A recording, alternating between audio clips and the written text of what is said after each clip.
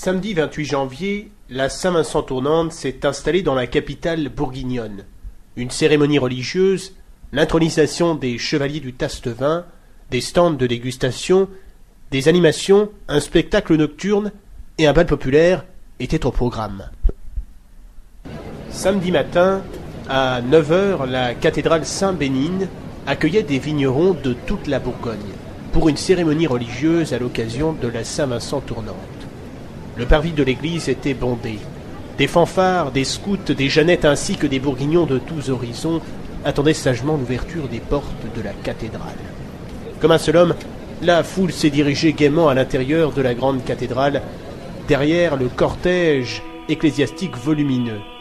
La célébration de la vigne ne tarda pas à commencer.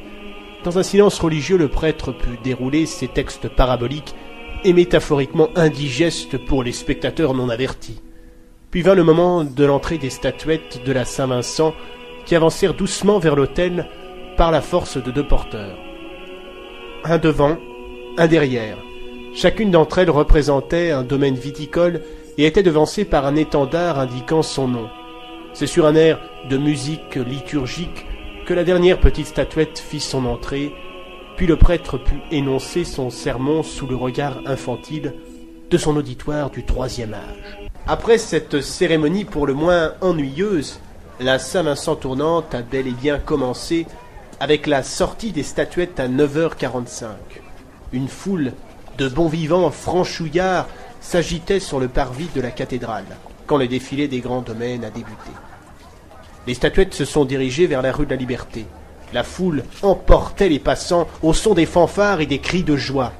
La France du terroir et de Pinard défilait fièrement.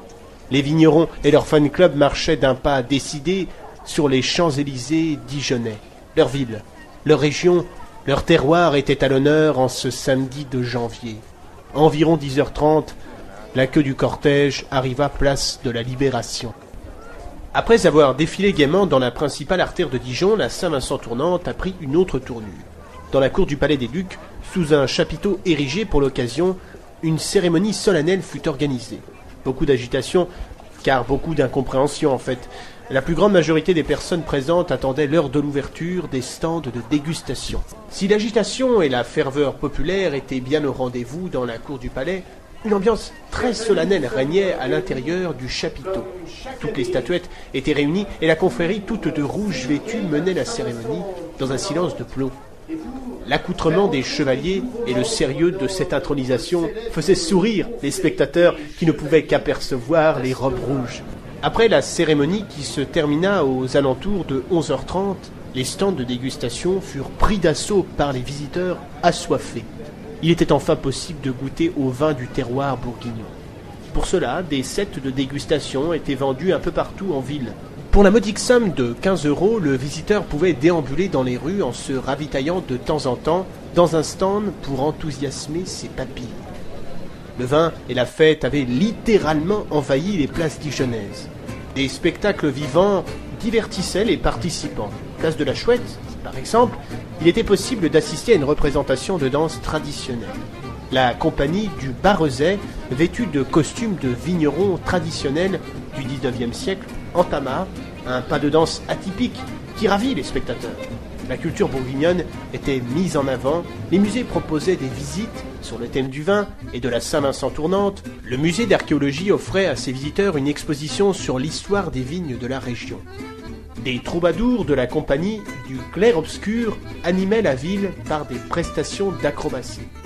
Bref, Dijon était pleine de vie et d'ivresse. On l'attendait tous. Il était annoncé le spectacle des poupées géantes. À environ 17h45, la place était noire de monde. Les flashs mitraillaient ces jeunes femmes montées sur des échasses qui entamèrent le banc bourguignon pour enflammer la foule. Puis, une fanfare surgit de nulle part, se fit une place dans le public pour accomplir un numéro de percussion. Les musiciens montèrent sur une scène installée pour l'occasion. Commença un concert époustouflant, mêlant musique et pyrotechnie. Comme si le spectacle sur scène ne suffisait pas, des saltimbanques suspendues dans les airs accompagnaient le concert. C'est incroyable! C'est mieux que le 14 juillet! S'exclama une spectatrice. En effet, Les feux d'artifice, les poupées géantes, les musiciens défiant la pesanteur donnaient à voir un spectacle bluffant.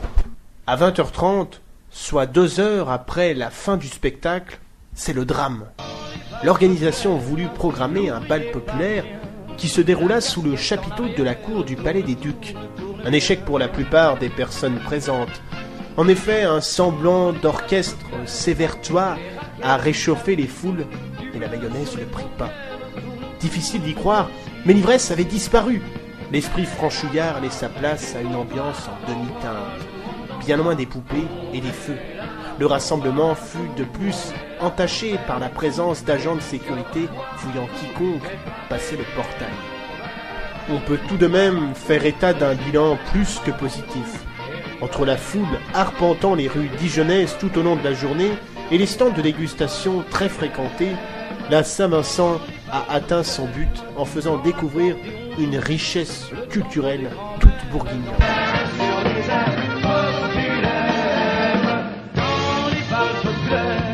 Quand l'accordéon joue, le tango des grands-mères, elles en s'entrellent et l'on s'en fout. Dans les balles populaires, on chante un peu ce qu'on veut, moins on fait